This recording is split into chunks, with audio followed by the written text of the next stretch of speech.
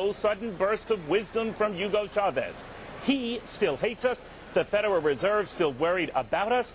And plus signs, but no stock record signs all around us. The Dow Jones Industrial's up about 73 points, still about 109 points from record territory. But first, to the story that eclipsed really all the number talk today, talk of hate. Attacking America in America with a sign of the cross. Hugo Chavez getting very cross with the man who spoke at the very same podium less than 24 hours earlier. Right here.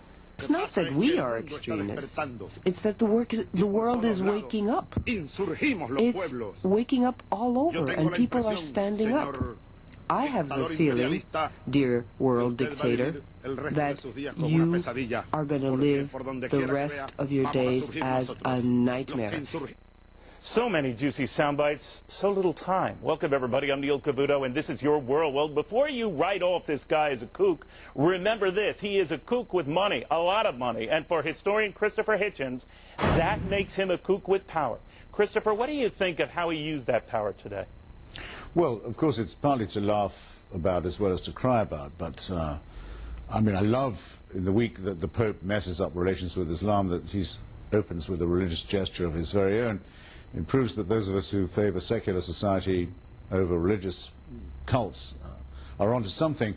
But he would be a tin pot, crackpot guy just to provide fodder for cartoonists if he didn't, A, have a great deal of oil, if he didn't, B, make regular visits to Tehran, where a statue of Simon Bolivar, who I don't think the Iranians had heard about before, or not the mullahs, was recently erected in his presence, and if he wasn't trying to replace Fidel Castro, whose bills he's been paying for a very long time. All of this makes him a little bit less of a clown than he looks. Juan Perón and his terrible wife, Evita, were a tremendous nuisance, and like Chavez, paid their voters out of their own treasury and bribed and corrupted their state into bankruptcy and shame. But they didn't have oil. They didn't have the potential influence that this guy has, along with other members of that cartel. Does that influence wane as the price of oil, at least lately, Christopher, has begun to wane?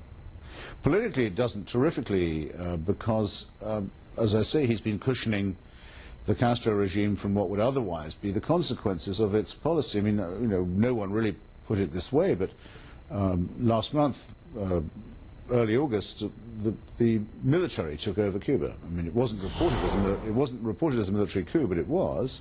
The head of the armed forces took over the state from a man who happens to be his brother. That's so absurd that, in itself, the dynastic element, that people didn't notice the military element. But this military coup is financed and underwritten by cheap oil from Venezuela, without which the people of Cuba would have to be eating pretty much what they can grow in their window boxes. Let me ask you, Christopher, about that money and how he would use it. Could you see, or has he already done, funding of terrorists and providing the financial muscle for them to do what they do? No, actually, unless I'm misinformed, there's no evidence that he is doing that. He's importing and buying a lot more small arms into Venezuela than he could possibly need to keep himself in power. It's possible he's passing them on, but it's a small arms type of thing. No, in a way, he is a farcical guy. He talks a better game than he plays. If he was a real revolutionary, as Castro used to be when he addressed the UN in the old days in his guerrilla fatigues, and so he wouldn't have started by genuflecting to the Pope and crossing himself. But the sinister element of it, I think, is the way in which, when he isn't paying a visit to Tehran, the Tehran mullahs are paying visits to him. And that does represent, let's not use the word axis, but you know what I mean, an alliance of demagogues and populists and people who are living on oil while bankrupting their countries and beggaring their people that we don't really need. So bottom line, we ignore him at our peril. Yes. I mean, you must be able to think of a better phrase than that.